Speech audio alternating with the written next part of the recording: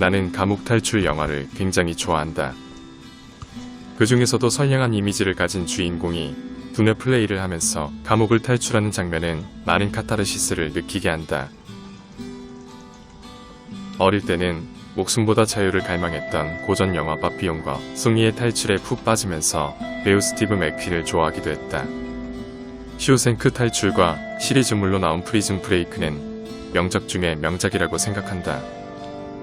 애석하게도 우리 농장에도 바비온 같은 염소가 한 마리 있다. 방금 소개한 수컷토르는 탈출을 하지 않는 평범한 염소다. 대부분의 수컷들이 그러하듯 토르는 이곳 생활을 좋아하는 것 같다. 비록 갇혀서 지내기는 하지만 집사가 먹을 것을 풍족하게 주고 게다가 좋아하는 암컷인 삐삐가 있기 때문이다. 하지만 삐삐는 이곳의 생활에 만족감을 못 느낀다. 그녀는 배불리 먹는 것보다 자유로운 삶을 원한다.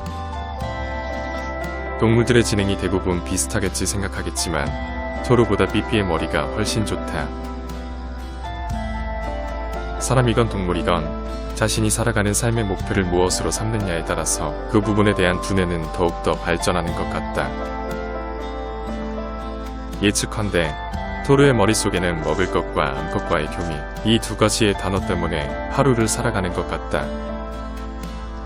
그걸 어떻게 단정할 수 있냐고 반문하겠지만 토르의 행동을 보면 이 단어들밖에 떠오르지가 않는다. 그렇다고 이런 자연적인 현상을 두고 뭐라고 할 수는 없다. 조물주가 수컷을 그렇게 만든 것을 어찌하겠나. 토르는 작년 9월에 태어났고 삐삐는 작년 10월에 태어났다. 인간이라면 이제 겨우 걸음 마를 때는 수준이지만 염소들은 임신을 하고 새끼를 가질 수 있는 나이가 되었다. 염소들의 교미는 수컷의 의지가 아닌 암컷의 허락이 있어야 가능하다. 토르는 언제든 이세를 가질 준비가 되어 있지만 아직까지 삐삐는 몸과 마음의 준비가 되어 있지 않다. 삐삐는 크게 두 가지 이유로 이곳 우리를 탈출하는 것 같다.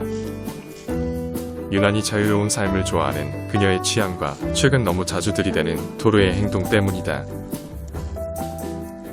날이 갈수록 너무 쉽게 탈출하는 삐삐의 행동 때문에 울타리 위에 망을 설치했고 한쪽 부분에는 타이어도 높게 쌓아 올렸다.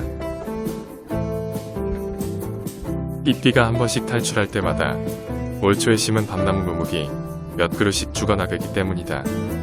새순을 유난히 좋아하는 염소들은 어린 나무의 잎과 가지를 남김없이 먹어치운다. 올해만 이렇게 염소에게 희생당한 어린 나무가 10그루가 넘는다. 나로선 1년이라는 귀중한 시간이 그대로 사라지게 되는 것이다. 어린 밤나무들을 1년 동안 지극정성으로 키웠지만 생각보다 자라는 속도는 많이 느리다. 염소 한 마리가 요 정도 크기의 나무를 죽이는 데는 불과 1분이 걸리지 않는다. 제초 작업을 위해 데리고 왔던 염소들은 풀보다 나무를 훨씬 좋아하는 식성을 가졌기 때문이다. 찰나의 순간에 나의 노력이 물거품으로 변하는 것이다. 염소들은 이곳 우리 안에서 지내기 전까지 바깥에서 목줄을 하고 살았다. 목줄을 하는 게 마음이 아파서 한때 다른 곳으로 분양을 하려고도 생각했었다. 동물들에게도 올림픽 경기가 있다면 아마도 삐삐는 금메달리스트가 될 것이다. 비록 영상으로 촬영하지는 못했지만 삐삐의 높이뛰기 실력은 가히 상상을 초월한다. 하지만 이제 더 이상 탈출은 어려울 것이다. 내가 할 수 있는 최선을 다했기 때문이다. 염소에겐 자유가 중요하겠지만 나에겐 나무가 훨씬 중요하다. 작년까지 잘 안 보이던 두꺼비가 올해 부쩍 자주 보인다. 지난 몇 년 동안 진행한 친환경적인 농법의 영향으로 농장이 되살아나고 있는 것이다. 사실 내가 유년기 시절 이곳이 사과 농장이었을 때에도 요즘같이 이렇게 황폐화되지 않았다. 그 당시에도 농약을 사용했지만 농장에는 개구리, 뱀, 메추리들이 살고 있었다. 무엇이 이곳을 생명력이 없는 땅으로 변하게 한 것일까? 두꺼비는 이곳을 지나가야 하나 고민에 빠진 듯하다. 지나가야 하는 길목에는 포악한 거위와 닭들이 지키고 있다. 내 평생 두꺼비가 뛰는 모습은 처음 본다. 보통 두꺼비는 낮에는 숨어 지내다가 밤에 활동하는데 웬일로 이 녀석은 겁도 없이 세상에 나왔을까? 주로 파리나 모기, 그리고 해충을 잡아먹기 때문에 농장에는 개구리와 두꺼비가 많아져야 한다. 오지랖 넓은 토리도 두꺼비를 건드리면 큰일 난다는 것을 본능적으로 아는 것 같다. 두꺼비는 전속력으로 이곳을 벗어나야 한다. 지나가던 닭들이 두꺼비를 보았다.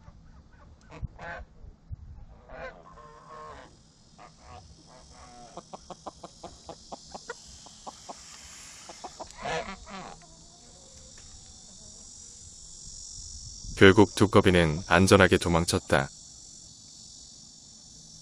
자손을 많이 퍼뜨려 농장의 생태계 복원에 도움이 되었으면 좋겠다.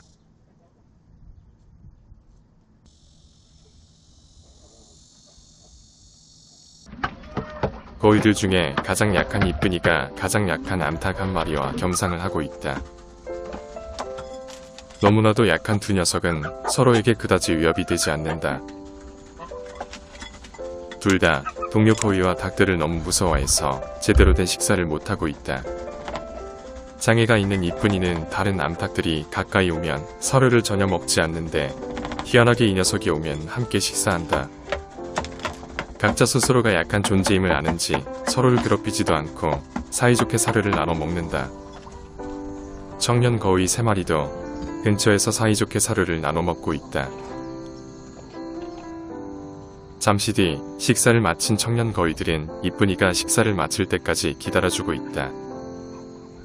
장애가 있는 이쁜이는 다른 거위들처럼 빨리 식사를 할 수 없기 때문이다. 희한하게 청년 거위들은 앵두를 공격하지 않는다.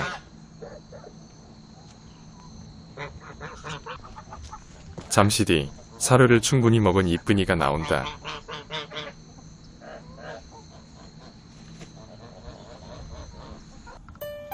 오늘은 써니가 품고 있는 계란이 20일째 되는 날이다. 처음 써니가 품었던 계란 3개는 모두 실패로 끝났었다. 써니 입장에서는 처음 해보는 포란인데다 잦은비로 습도가 너무 높았기 때문이라고 생각한다. 다행히 나는 일주일 간격으로 계란을 몇 개씩 넣어뒀었다. 초보 암탉 써니의 포란의지는 높은 편이다. 하지만 세상 일이 늘 그렇듯 노력만큼 운도 따라주어야 한다. 과연 회계 출신 암탉 써니는 엄마 닭이 될 수 있을까?